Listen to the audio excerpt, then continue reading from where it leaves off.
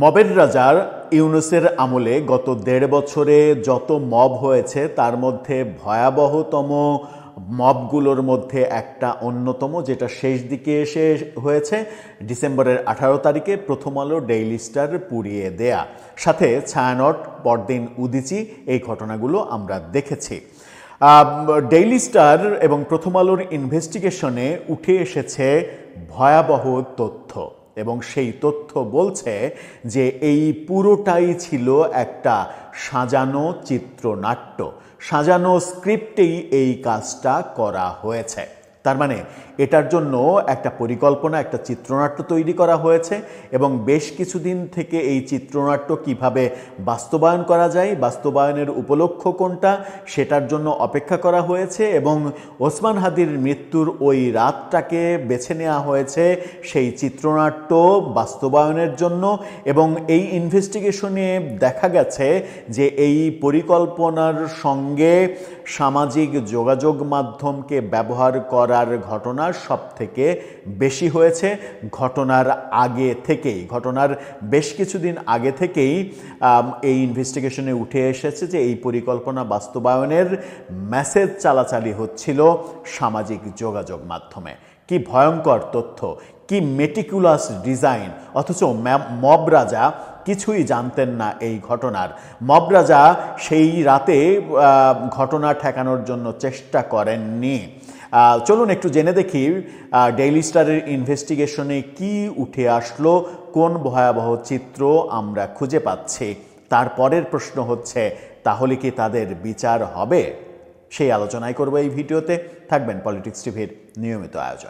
Daily star প্রথম আলোতে হামলা গত বছর ডিসেম্বরের ১৮ তারিখ রাতে যে ঘটনাটা ঘটলো, সেই ঘটনা স্ক্রিপ্টেড ঘটনা, এটা প্ল্যান, এবার ওয়েল প্ল্যান, মেটিকুলাস ডিজাইন, আপনি যা কিছু তাই বলতে পারেন। এবং এই ডিজাইনের পেছনে কয়েকজন ব্যক্তি কাজ করেছে, সেই কয়েকজন ব্যক্তির মধ্যে সরকারের মধ্যে থাকা কেউ কেউ এই কাজটা বাস্তবায়ন করেছে। এই যে প্রথম আলো ডেইলি স্টারে আক্রমণ হলো, তা সেই ভবন দুটো আগুনে পুড়ে কয়লা হয়ে গেল, কিন্তু সেখানে ফায়ার ব্রিগেডের গাড়ি পৌঁছালো অনেক পরে, সেখানে পুলিশ পৌঁছালো অনেক পরে। এটাও মেটিকুলাস প্ল্যানের একটা অংশ। অভিযোগ রয়েছে তৎকালীন স্বরাষ্ট্র মন্ত্রণালয়ের স্বরাষ্ট্র উপদেষ্টা এবং স্বরাষ্ট্র মন্ত্রণালয়ে নিযুক্ত প্রধান উপদেষ্টার বিশেষ সহকারী এই প্ল্যানে সবথেকে বড় বেশি ভূমিকা পালন করেছেন বাস্তবায়নের ক্ষেত্রে। প্রথম আলো ডেইলি স্টার যেন নিমিষেই পুড়ে অঙ্গার হতে পারে, সেই কারণে তারা পুলিশ পাঠাননি সময় মতো। পুলিশকে দিয়ে, পুলিশের সাবেক আইজিপিকে দিয়ে তারা বলিয়ে নিয়েছেন যে জ্যামের কারণে, ট্রাফিক জ্যামের কারণে পুলিশ সেখানে পৌঁছাতে পারেনি।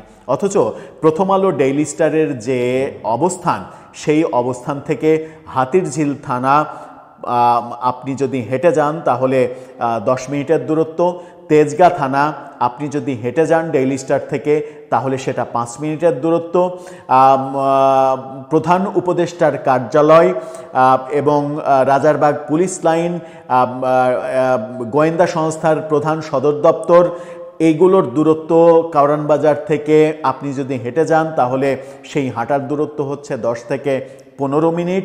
এই যে চতুর্দিকে এই অবস্থান, সেই অবস্থানগুলো থাকা সত্ত্বেও আবার যদি আপনি নিউ মার্কেট থানাকে আনতে চান, নিউ মার্কেটে কারওয়ান বাজার থেকে নিউ মার্কেট থানায় রিকশায় যেতে লাগে 5 মিনিট। এই দূরত্বের জায়গাগুলো থেকে পুলিশ আসতে পারেনি জ্যামের কারণে।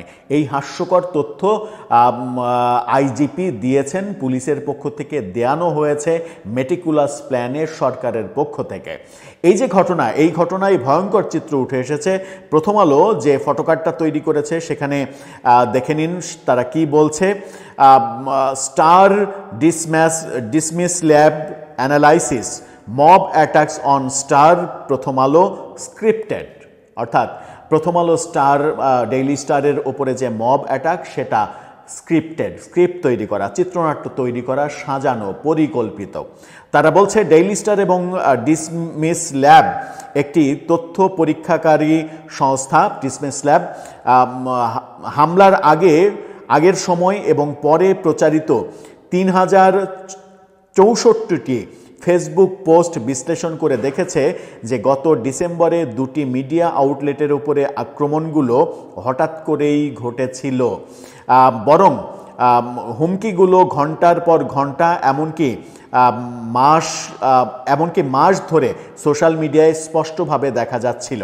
তবে এটি কেবল আক্রমণগুলির গল্প নয়, এটি এমন একটি পূর্বাভাসযোগ্য ঘটনাগুলির একটি গল্প যেখানে অনলাইন উস্কানি বাস্তব বিশ্বের সহিংসতায় পরিণত হয়েছিল, কারণ পর্যবেক্ষণ ব্যবস্থা, ক্ষতিকারক বিষয়বস্তু নিয়ন্ত্রণ এবং সহিংসতা প্রতিরোধ প্রোটোকল সময়মতো সক্রিয় করতে ব্যর্থ হয়েছিল।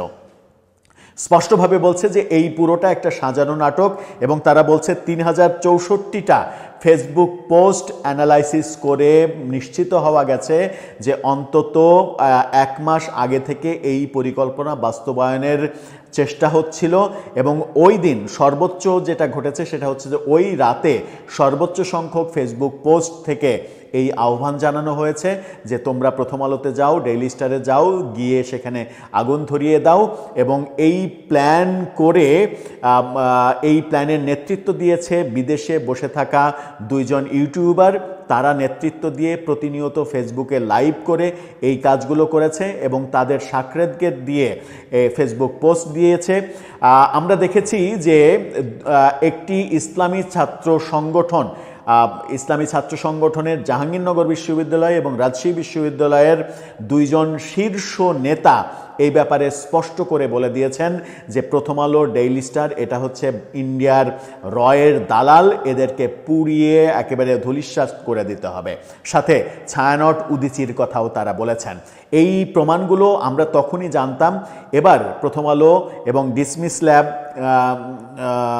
তদন্তকারী প্রতিষ্ঠান, তারা তদন্ত করে দেখেছে যে সামাজিক যোগাযোগ মাধ্যমে 3064টি ফেসবুক পোস্ট পেয়েছে, যে পোস্টগুলো এই ঘটনা নিয়ন্ত্রণ করেছে। এবং তারপরে তারা বলছে যে সময় মতো প্রতিরোধের যে প্রোটোকল, সেই প্রোটোকল না দেওয়াটাও এই পরিকল্পনার একটা অংশ।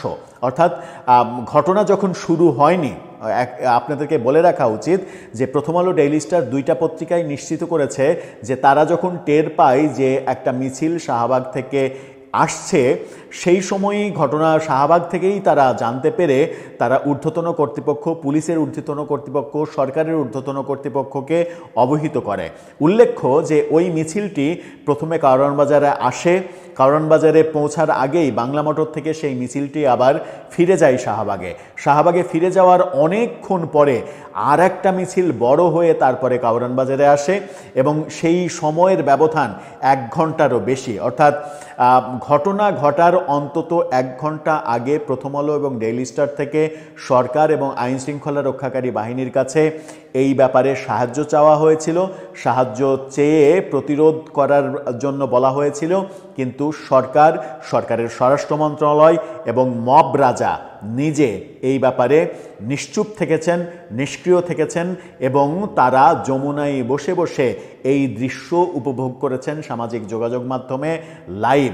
যখন পুড়ে অঙ্গার হয়ে গেছে, ছাই হয়ে গেছে, তখন দেখা গেছে যে সেনাবাহিনীকে ডাকা হয়েছে। তখন সেনাবাহিনী এসে অসহায় অবস্থা, তাদের কিছুই করার ছিল না। তারপরে এক সময় দেখা গেছে যে প্রথম আলো তো আগেই ভস্মীভূত, ওইদিকে অনলাইনে ধারাভাষ্য দেওয়া হচ্ছে প্রথম আলো ডান, এবার আপনারা ডেইলি স্টারে যান। ডেইলি স্টারে গিয়ে ডেইলি স্টারের অন্তত 25 জন সাংবাদিক ছাদে গিয়ে ধোঁয়াতে মৃতপ্রায় অবস্থা। সেই সময় যখন ফায়ার সার্ভিসের গাড়ি আসে, ফায়ার সার্ভিসের বড় বড় ল্যাডার উপরে তুলে সেই সাংবাদিকদের উদ্ধার করা হয়, তা না হলে তাদের মৃত্যু নিশ্চিত ছিল। সেই উদ্ধার কর্মটা আমরা দেখেছি, কিন্তু মব থামানোর ঘটনাটা আমরা দেখিনি। ওখানে সাংবাদিক নুরুল কবির ছুটে গিয়েছিলেন, নুরুল কবির ছুটে গিয়ে সেখানে হেনস্থা হয়েছেন। অথচ প্রথম আলো কার্যালয়ের থেকে নুরুল কবিরের অফিস অনেক দূরে, প্রথম আলো কার্যালয়ে তার পাশে থাকা অন্যান্য পত্রিকার সম্পাদকরা মানে ছুটে আসেননি, কিংবা এই দেশের রাষ্ট্র ক্ষমতায় অধিষ্ঠিত হতে চাওয়া একটা পত্রিকার সম্পাদক যিনি ওই মানে পরের দিন 19 তারিখে যিনি বিপ্লবী সরকার গঠন করে রাষ্ট্রপতি হিসেবে শপথ নেওয়ার পরিকল্পনায় ছিলেন, তিনিও কিন্তু ছুটে আসেননি। আমরা দেখেছি যে প্রথম আলোর মানে এই ঘটনা এবং ডেইলি স্টারের এই ঘটনার পরিপ্রেক্ষিতে প্রধান উপদেষ্টার প্রেস সেক্রেটারি শফিকুল আলম তিনি ফেসবুকে স্ট্যাটাস দেন পরদিন যে তিনি অসহায়ের মতো সারা রাত অনেকের সাহায্য কামনা করেছেন, কিন্তু কেউ তাকে সাহায্য করেনি। এই পুরোটাই যে একটা লিখিত স্ক্রিপ্ট, লিখিত একটা চিত্রনাট্য, যে চিত্রনাট্য বাস্তবায়ন করা হয়েছে সেটা প্রথম আলো ডেইলি স্টারের ইনভেস্টিগেশনে উঠে এসেছে। এখন প্রশ্ন হচ্ছে যে এটার সঙ্গে যে ইসলামী ছাত্র সংগঠনের ওই নেতারা জড়িত, এটার সঙ্গে বিদেশে অবস্থানরত যে প্রবাসীরা জড়িত, দেশে অবস্থানরত যে পক্ষ জড়িত, যারা সরাসরি হামলায় অংশ নিয়েছে, যারা ওসমান হাদির নাম করে এই কাজটা করেছে, মিছিল করে এসে সেই সংগঠনগুলো কারা, ব্যক্তিগুলো কারা, এর পেছনে ইন্ধনদাতা কারা, স্বরাষ্ট্র উপদেষ্টা কিংবা স্বরাষ্ট্র মন্ত্রণালয়ের প্রধান উপদেষ্টার বিশেষ সহকারী, তারা এই মেটিকুলাস প্ল্যানটা বাস্তবায়ন করেছে কিনা, এই তদন্তগুলো করে প্রথম আলো নিজ উদ্যোগে এগুলো বের করে একটা ডিটেল রিপোর্ট প্রকাশ করার পরে বর্তমান সরকার কি সেই ব্যাপারে শাস্তিমূলক ব্যবস্থা নেবে? প্রশ্নটা অনেক বড় প্রশ্ন। আমরা চাই এই প্রশ্নটার সমাধান হোক, যেন বাংলাদেশের ইতিহাসে আর কেউ কখনো কোনো পত্রিকা, অফিস কিংবা গণমাধ্যম এভাবে পুড়িয়ে দেওয়ার অধ্যত্ব প্রকাশ করতে না পারে। দর্শক,